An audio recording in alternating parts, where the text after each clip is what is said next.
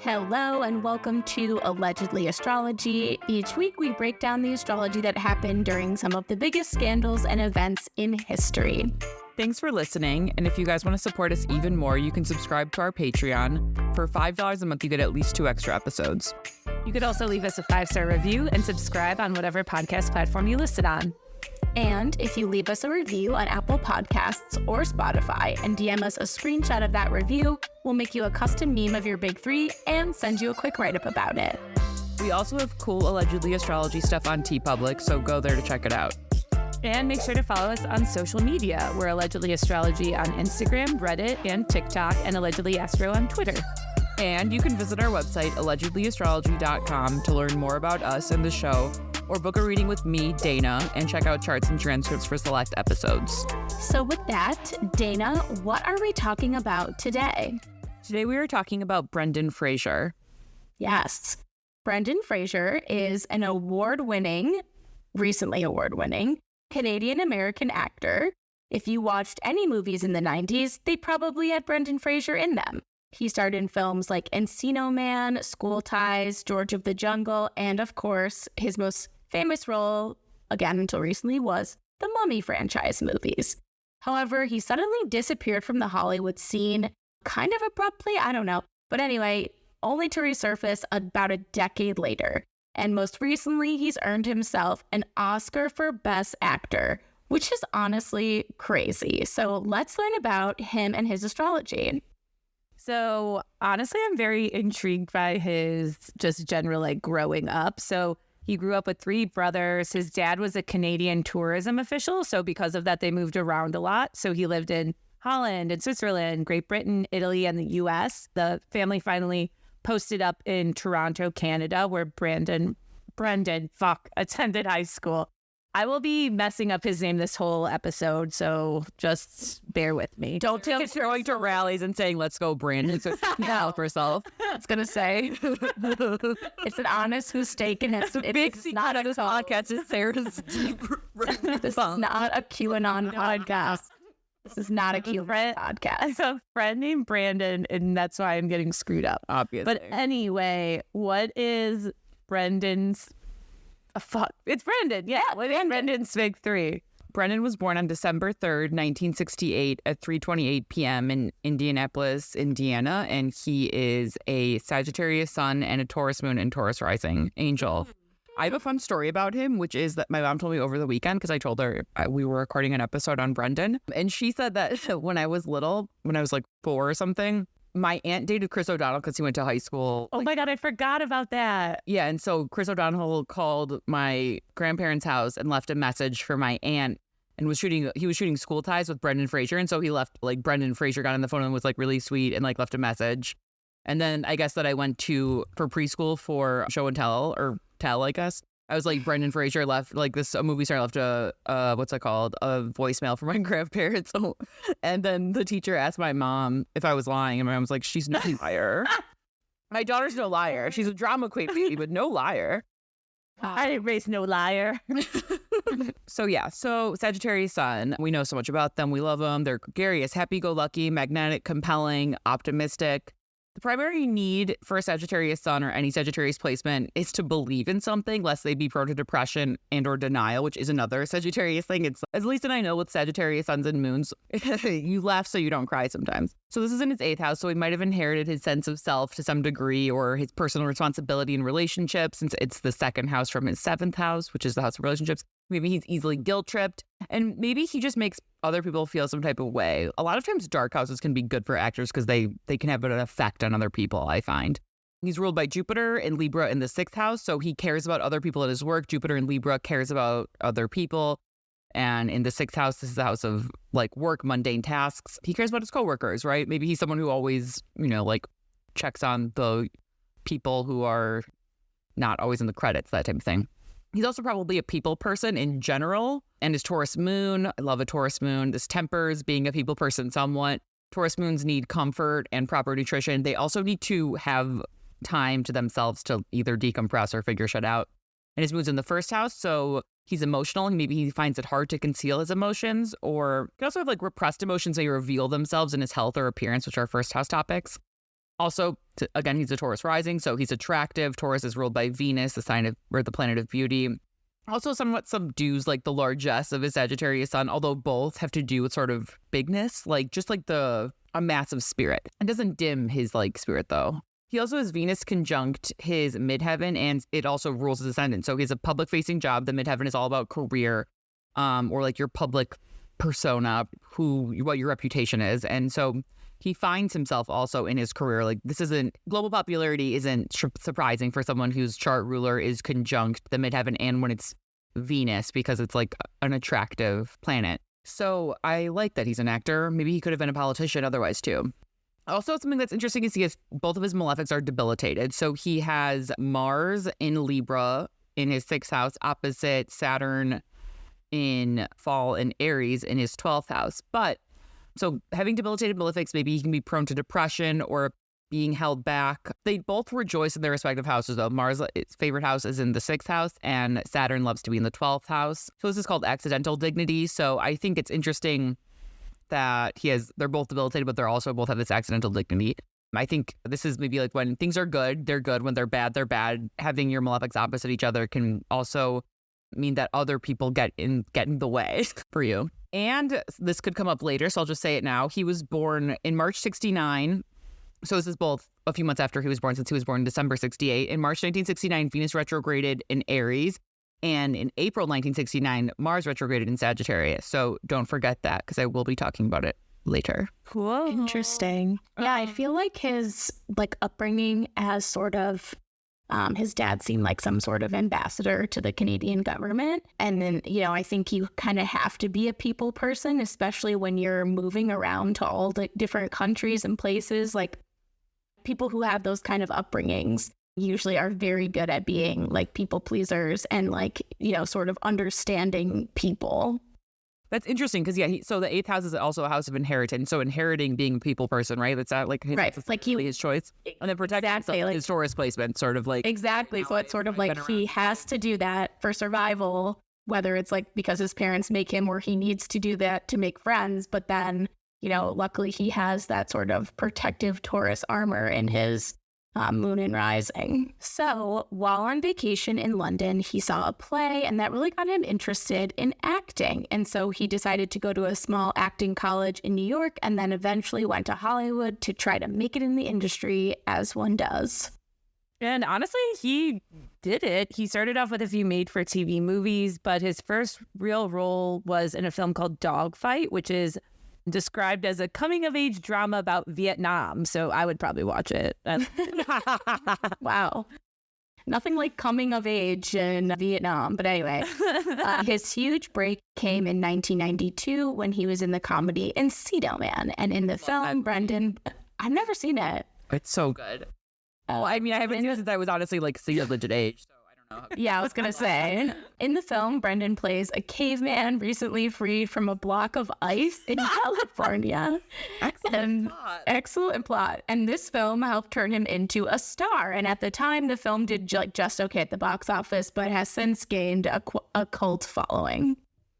After that, Brendan was in the school drama School Ties, along with Matt Damon, Ben Affleck, and Dana's sex boyfriend, Chris O'Donnell. Brendan played a Jewish star quarterback confronting embedded anti-Semitism in private prep school society. And this film was marketed as the launch of like a new generation of hottie leading men. And that's like exactly what it was. So 1992 was a big year for Brendan with those two movies. So what was going on for him then? Wow, that plot really holds up today. Yeah. Yeah, maybe that would be one that they could remake and would be good. They remake so many bad ones, they could maybe remake a good one. That's true. So in 1992, let's look at his charts. Pluto stationed retrograde 23 days after he was born, so it was stationing retrograde in his progress chart in 1992. Pluto's a planet of power. It's in his 5th house, and his 5th house also has to do with individuation and creativity. Acting could for sure fall underneath that umbrella. So 1991 was a 12th house year, and 1992 was a 1st house year. This activates his natal north node, which is an eclipse point. So it's a year of destiny and increase. The north node relates to increase. The south node tends to relate to decrease. It's also activating his natal Saturn in his 12th house, which is, the planet of hard work. And Saturn was in Aquarius, transiting his 10th house at this time. So this is about buckling down at work And Saturn transiting the ninth house and Capricorn was like building up to Saturn in Aquarius. So it's sort of like a preparation period, leading up to that. I think it's interesting, the two things of Saturn paying his due, so to speak. And the North Node was in Capricorn, where Brendan has his natal midheaven and chart ruler, Venus. And so the North Node, once again, being an eclipse point about increase, and increase is crossing his point of career opportunities and affecting his sense of self, his chart ruler. And Venus is about money. So he's getting extra money from working more. Also, his progress moon was in Aries, conjunct his natal North Node. And so the North Node is activated across all three charts, which I think is like, this is just means it's like a very significant year for like moving forward towards his destiny and like things that were going to happen to him. And a lot of increase, right? Like he's increased in exposure, increase in working, increase in money. I think it's pretty cool. Yeah. The stars were in his favor that year. Yeah, let's go, Brendan. 1992. But unfortunately, you can't always be in box office smashes. And between 1994 and 1996, Brendan starred in several box office flops, but he still came back at it with George of the Jungle, loved that movie, and even got critical acclaim for his dramatic role in Gods and Monsters. And he became sort of one of those rare actors that could shift between a lot of different genres like comedy, drama, and even adventure movies. Adventure and Sagittarius. Oh, yes. So also Brendan's biggest commercial success came when he starred as adventurer Rick O'Connell in The Mummy and The Mummy Returns movies. So this was a huge moment for him. So what was going on when The Mummy came out? This was May 4th, 1999. We were babies. Babies. Who loved The Mummy. Yeah, hell yeah. Fucking my cousin reviewed that DVD. I think on what? I've never seen it. Really? How? I mean, Yeah. You've seen Encino Man, but not The Mummy? That You didn't even watch everything about me. A birthday party or something? I feel like it was always playing at my cousin's house. Like I don't really remember what happened in it, and I wouldn't watch it again, but I know I've for sure seen it. Yeah, same. Go watch it on the plane. So the sun was in Taurus on this day, and the moon was in Sagittarius. So this was the reverse of his natal placements. He has his sun in Sagittarius and his moon in Taurus. I love a reverse activation. It's just so, meaningful for me. Also, the sun is in his first house, so this is putting him in the spotlight. The sun is a spotlight. When it transits your first house, you might get more attention. Same thing when it transits your midheaven. So also Pluto is conjunct his natal Mercury and Sun. Mercury is how we connect with the world and how we communicate and how we understand our surroundings. Sun is vitality, spotlight, power. It's the nucleus of our chart. So it's what we put our whole heart into. Pluto's power and intensity. So it's sort of like Pluto also being the slowest outer planet. It's very slow. So these transits last a long time. So this really cements his like when people think of Brendan Fraser, they do think of The Mummy, I think, right? Yeah. Sort of. But they also do, with the Pluto, it's very like transformational, like this transformed, like especially on his sun, this like transformed him from like a nerd in, I don't know, like school ties. Well, he was a nerd, he was a jock, but like this like kind of random person in school ties to being like, this guy is like the head action hero in a huge franchise. Yeah, you can think of it as like, this was like the 90s version of Indiana Jones. Like this was a really big like box office hit that he was starring in. And even though Dana never saw it. Even though Dana never saw, but you knew of it. Oh, for sure, yeah. Also, Jupiter is conjunct his natal Saturn. Jupiter is blessing. Saturn is discipline. This transit is payoff for your hard work. Saturn is conjunct his natal ascendant. And so, once again, hard work. We have Saturn activating multiple placements, or, his natal Saturn's activated and then Saturn's activating his ascendant. It's hard work, effort, getting attention for his hard work, too. Also, like modulating the lens through which he sees himself, maybe taking himself more seriously because he's able, when other people are taking him seriously, he's like, okay, I'm a serious person. Even though Taurus moons take themselves seriously at the right times.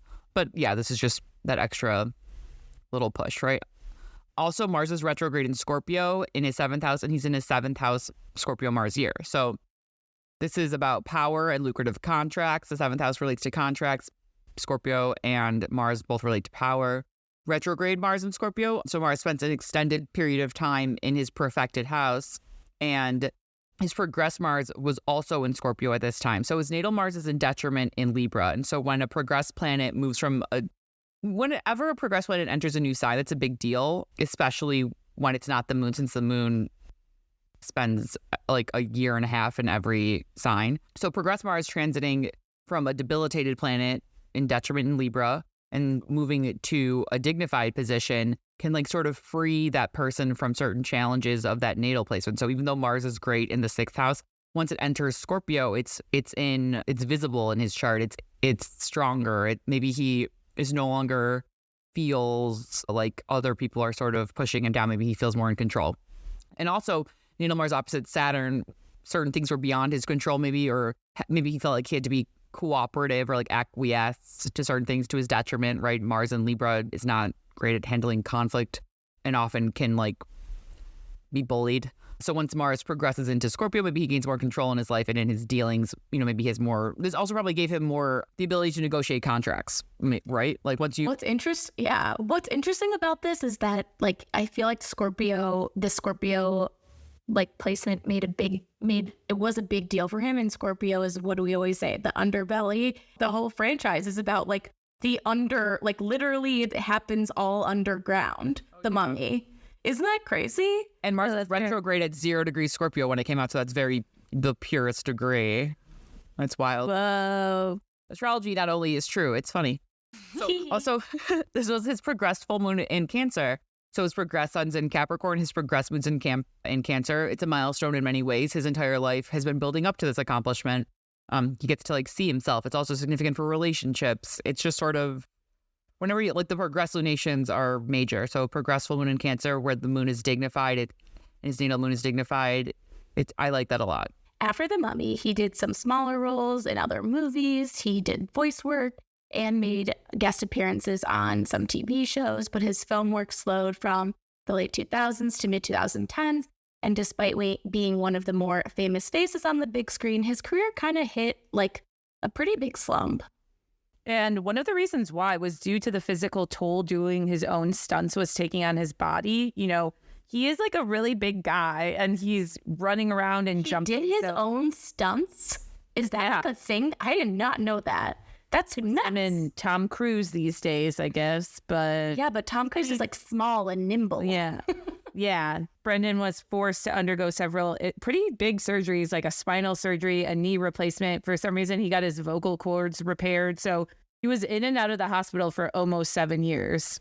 So that like took him out of the game, obviously. Oh my God. Coming up, we have a trigger warning for sexual assault, so feel free to skip. But in another reason that Brendan claims his movie opportunities dried up was because he was sexually assaulted by the then president of the Hollywood Foreign Press Association, Philip Burke. So Brendan says the alleged incident occurred after they shook hands at a luncheon hosted by the Hollywood Foreign Press Association in 2003. So after they shook hands, Brendan says that Philip reached around and grabbed his ass cheek and then started to move his finger around, massaging him in that very precarious place. And Brendan said that the incident really left him reclusive and really sort of upset, obviously, and ultimately led to a pretty lengthy pause from acting and subsequent depression. And so the Hollywood Foreign Press, they launched an internal investigation into the claims. And they said that Burke had inappropriately touched him, yes, but they said that his actions were intended to be taken as a joke and not a sexual advance. God, Hollywood people are disgusting. And Philip wrote a letter to Brendan apologizing, but Philip said that apologizing didn't mean he admitted to any wrongdoing, which again, God, people. That's an apology. Literally, an apology is admitting wrongdoing. It's like the core of an apology is that I did something wrong to you. But Brendan thought about making the encounter public, but didn't want to face how the incident made him feel or have it become part of his narrative. So yeah, I think there's a lot of shame in men. I think obviously there's so much, we learned about the Me Too movement and everything that was going on and is still, I'm sure, going on. But I think men just really didn't want to talk about that. Terry Crews also was also people didn't take it seriously. God. Yeah, hopefully that's changing. But after the event, he was rarely invited back to the Golden Globes and felt that he had less movie offers, making him wonder if the Hollywood Foreign Press had blacklisted him. And so this was just a pretty big, kind of crazy year. So a lot was going on for Brendan in 2003. So what was happening in his chart? My heart hurts for him. Poor guy. Yeah. Okay, so His 2002 solar return coincided with a total solar eclipse in Sagittarius. So this is when the sun and the moon and the are in Sagittarius. So we already know it's going to be a major year of changes when an eclipse coincides with someone's solar return. The South Node eclipse also, the South Node can represent decrease or what's being phased out. And in his natal 8th house is the house where we lack control, also a house that can deal with sexual violation, also sexual trust. So therefore it deals with sexual violation. With his natal sun here, it alters how he sees himself, how he feels about himself. Also, it could be literally taking his light away. Maybe, I don't think being blacklisted is out of the realm for this. He was in an 11th house Pisces Jupiter year. So his natal Chiron is activated. Dude, I knew it.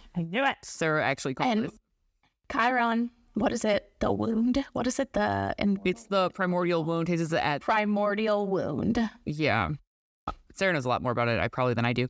But yeah, it's the primordial wound. Also, his progressed moon's in Leo conjunct his progressed IC. So this is that. The IC is about endings. In Leo, he's retreating from stardom. It's emotional endings. It's the moon. And it's also about his body. So the moon relates to the body. Uranus is conjunct his progressed midheaven in Aquarius. So this is changing his reputation. Uranus is also shock surprises, right? You don't expect someone to massage your taint at a gala. I don't, at least. Not at the galas I go to.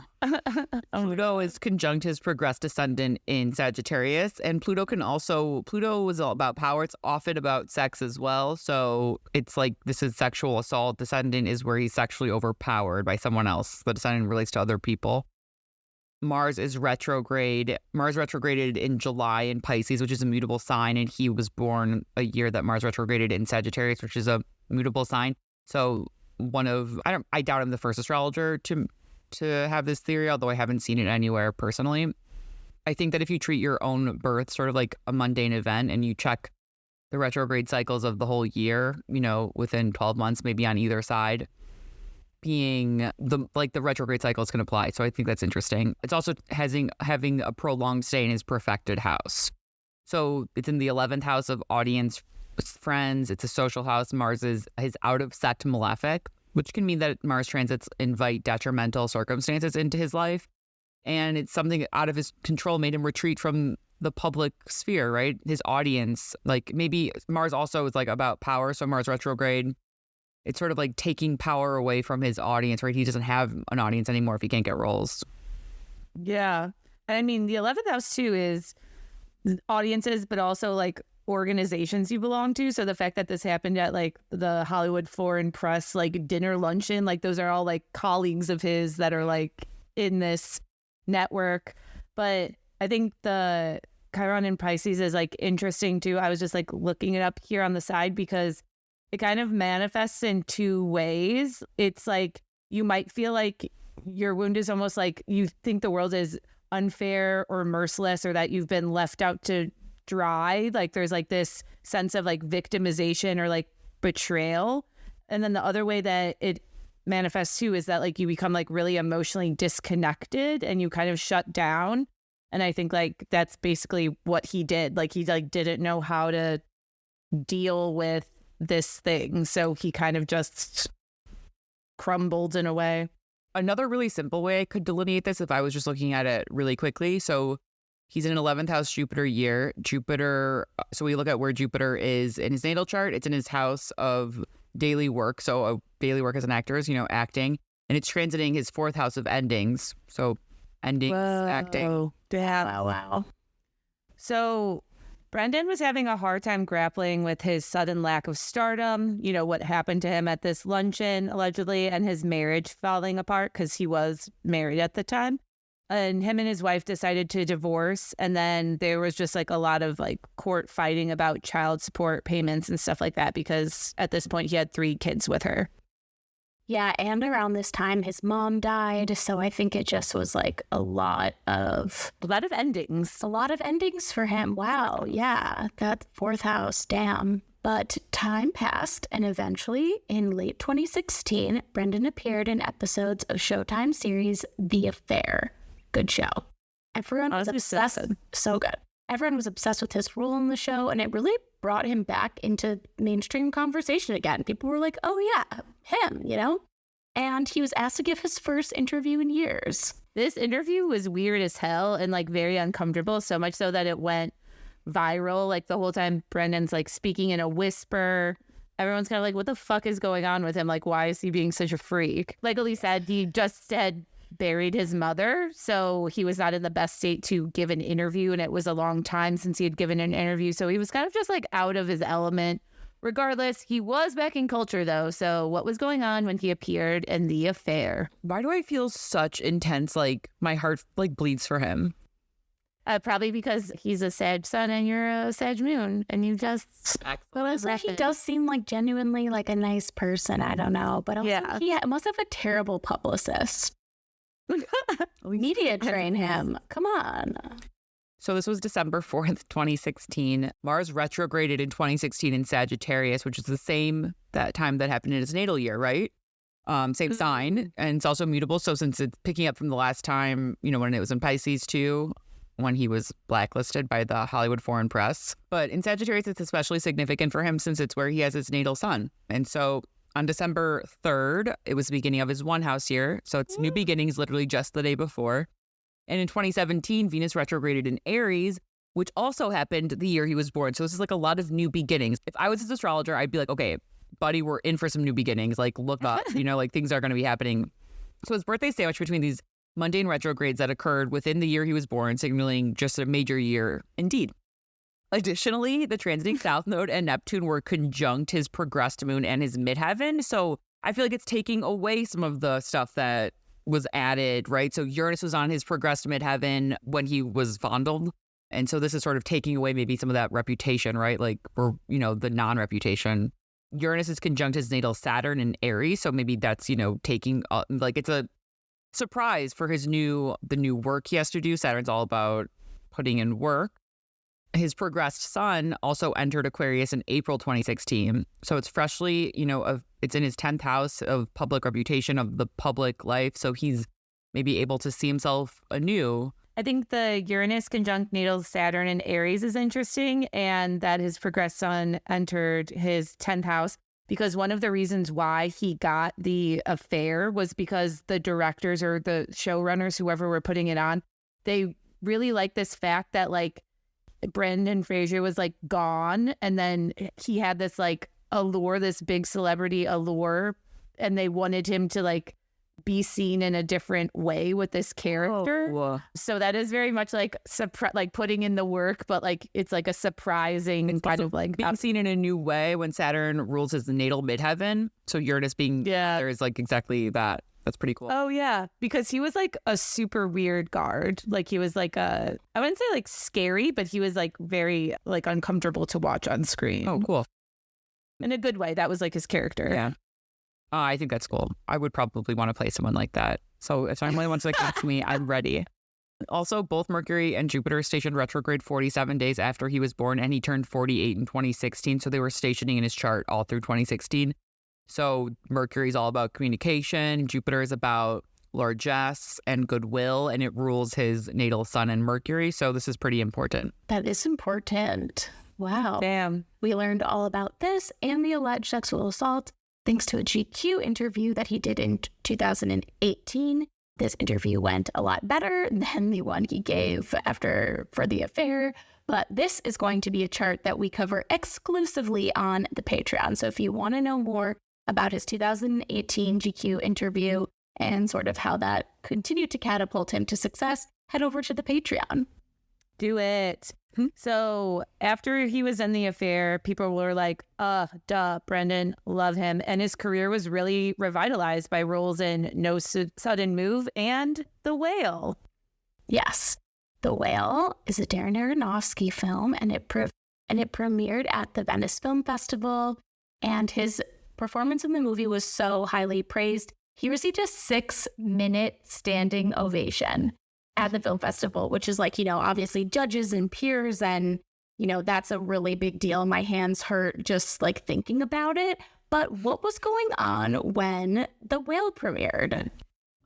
My hands hurt. My hands hurt. I'm a hard clapper, you know, so. Yeah, you have Jupiter conjunct Mars in Gemini, the sign of the hands. So that makes sense. Oh, wow. That's hard clapping. Yeah. My Hard clap. So my friends used to call my claps gunshot claps. oh my gosh.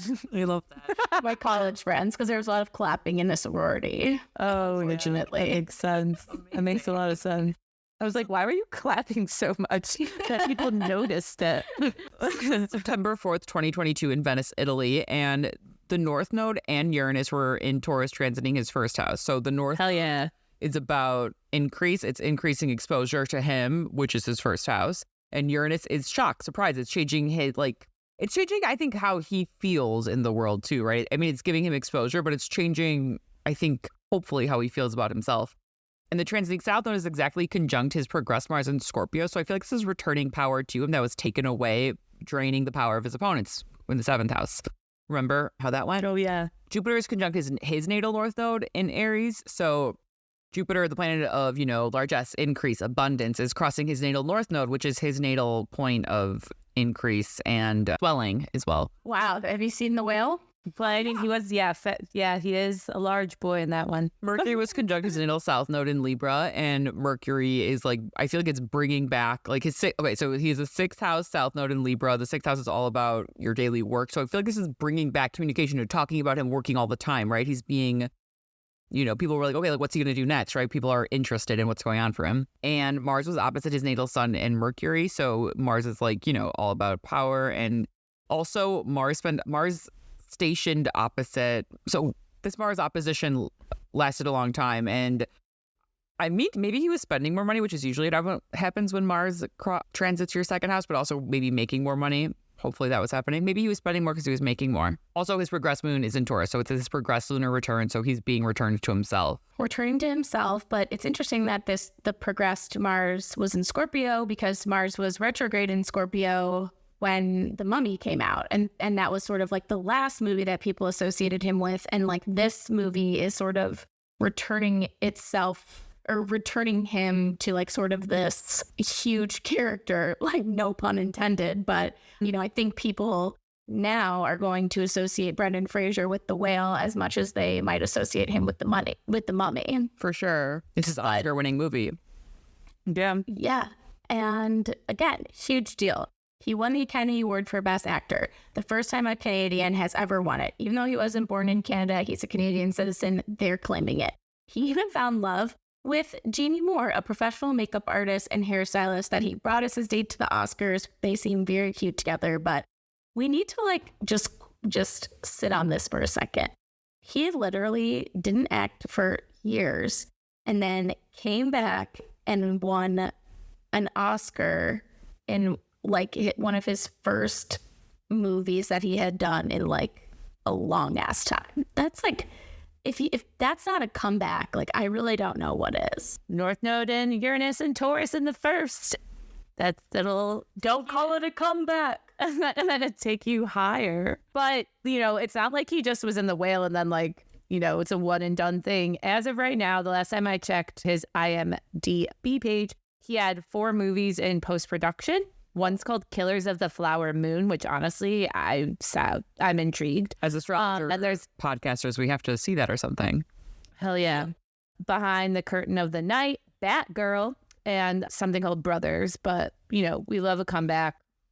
Dana, what are those predictions? I already assume there's one with the nodes. Yes, there is. And also there's so much, he's going to be on the map, I feel, for a while coming up. We have, and something like what that happens in astrology is if you get a really good run, right? You can sort of that can set you up for, a while. So Jupiter's ending his first house on May 16th. So Jupiter transiting his first house for 1 year will increase popularity and blessings. And then it will move to his 2nd house after that, where it can increase money and earnings. That's pretty reliable. So I'm pretty and if you're getting a lot of scripts, maybe all these movies, he'll get even more movies. On July 17th, his nodal return begins.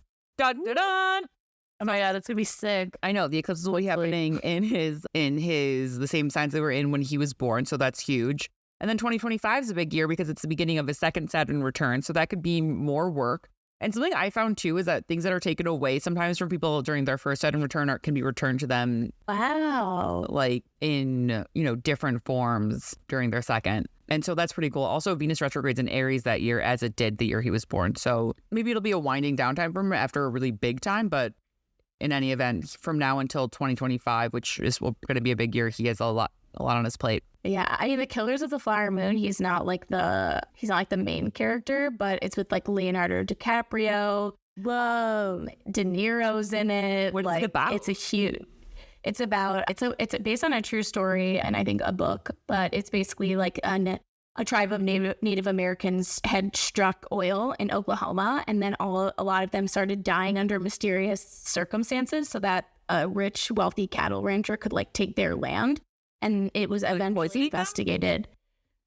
I don't know too much about it, but the FBI investigated, but I don't know if any charges or anything came about. But hopefully Brendan Fraser plays a good guy in this one. I have an inkling that he does. Well, even if he plays a bad guy, he has range. All right. Well, this is an exciting time for Brendan. We're very happy that he's back and contributing his talent to the world again, because I think everyone's happy to see it. But remember to sign up for our Patreon for $5 a month and get that extra GQ interview chart. And with that, I'm Elise. I'm Dana. And I'm Sarah. And this is Allegedly Astrology. Bye. Ciao.